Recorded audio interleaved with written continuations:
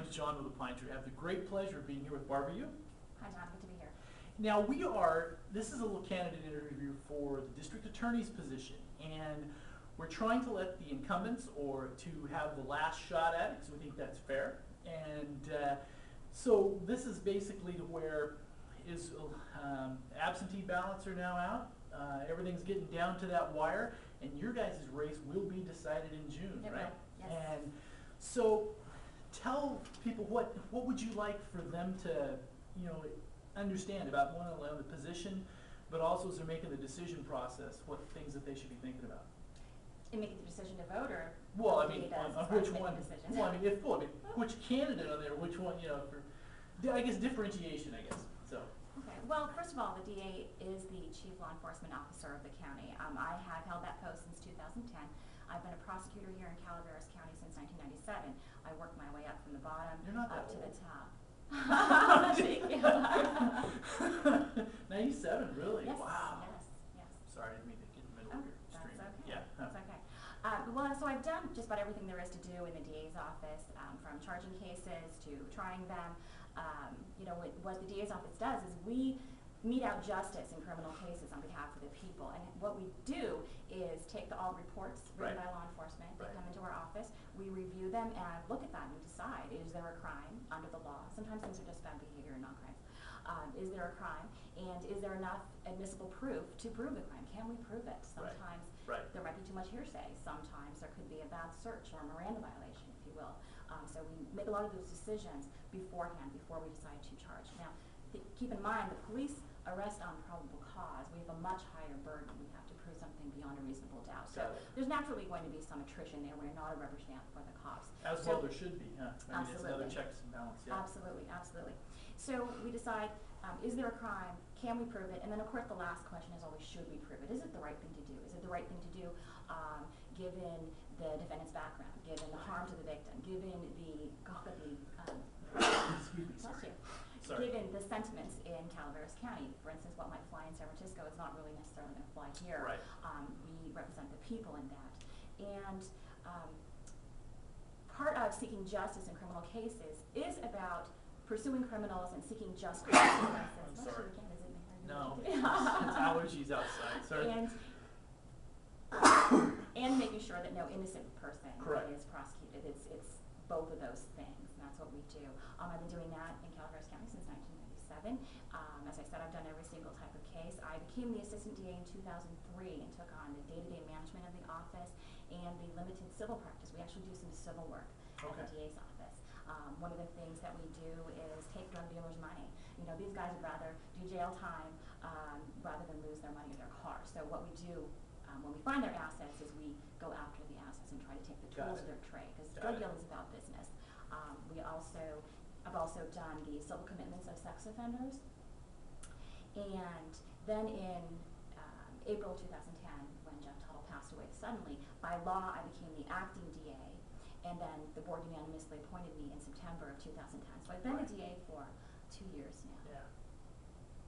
Now, I guess as we move forward in this,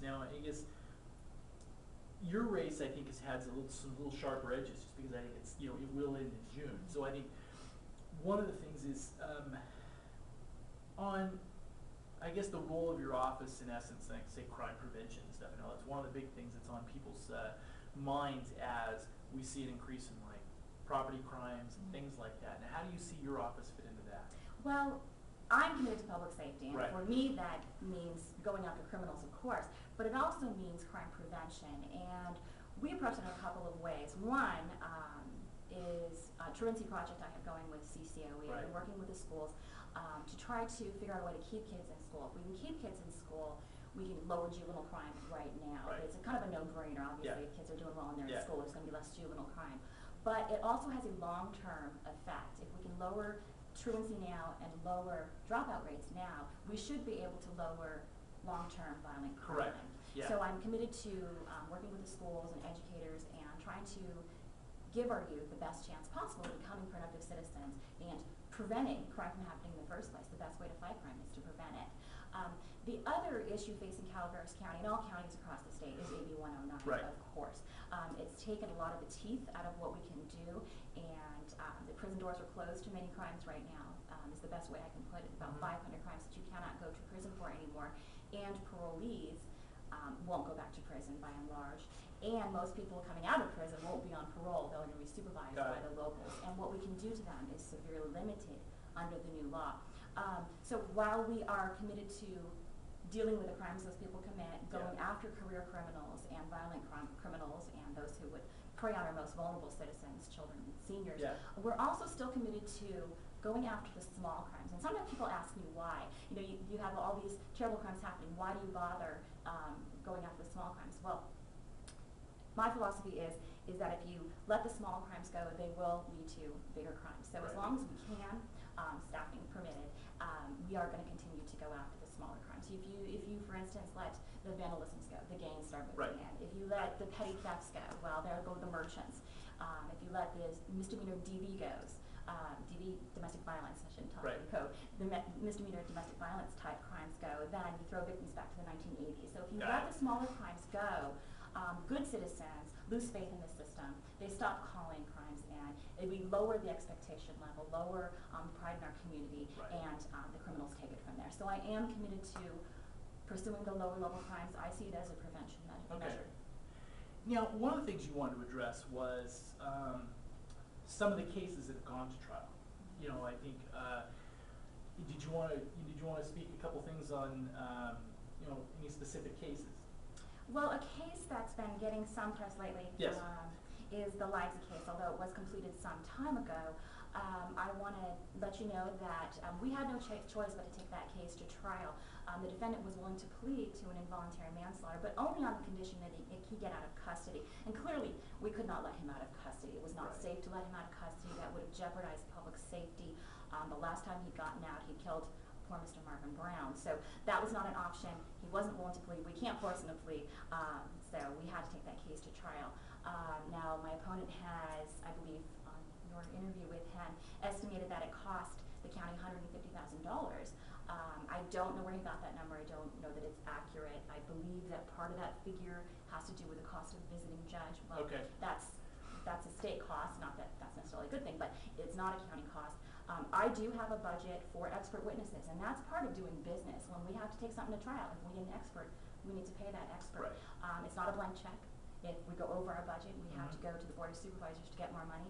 Now, as far as a defense attorney being able to stick the county with a budget, with a bill for an expert, I have no control over that. We don't get to check their books. We don't get to say yes or no. That would be completely inappropriate. And as far as the claim that it was a mistake to take it to trial because I could have used that money to hire an investigator next budget year, that's just not how the county budget works. And, and it's a good thing it doesn't work that way. Can you imagine, oh, you know, I get money for not going to trial. It just doesn't make any sense. So it's just not how the budget works. Okay.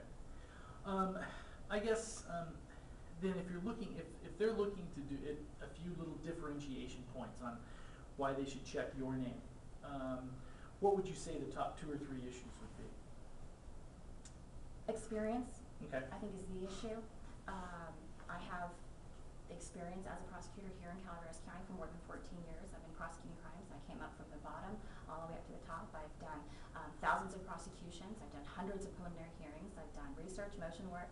I've done lifer hearings. I just did one yesterday. I don't know if you heard about that one on Mr. Rubio, triple homicide back in 1986. This was his 5th parole hearing.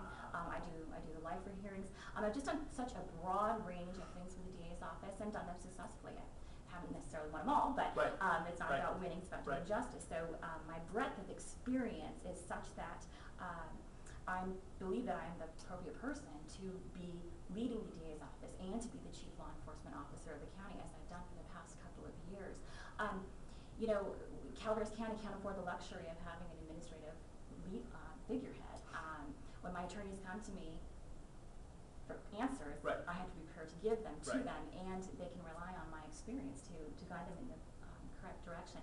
I train law enforcement on a number of issues. We do that a few times a year on various legal issues, on 109, for instance. I've developed programs that over the years that are still in use today, such as the asset forfeiture program, the confidential informant program. I've helped officers draft search warrants.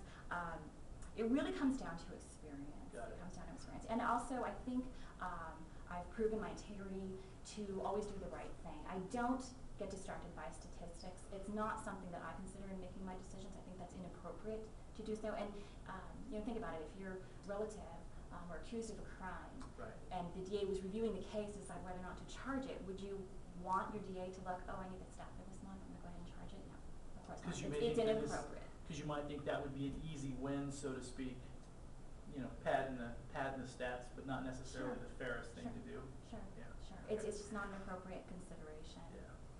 Yeah, and I'm deeply committed to public safety in Calaveras County. I'm raising my family here. I'm a working mom and deeply committed to the success of the whole county. Right.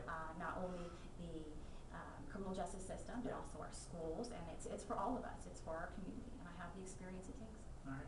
One thing we wanted to say is thank you for running, because from following these things over the last few years, we know that it takes commitment to run. It really does, because once you put yourself out there, as a product, so to speak, it's a different process, isn't it? I mean, It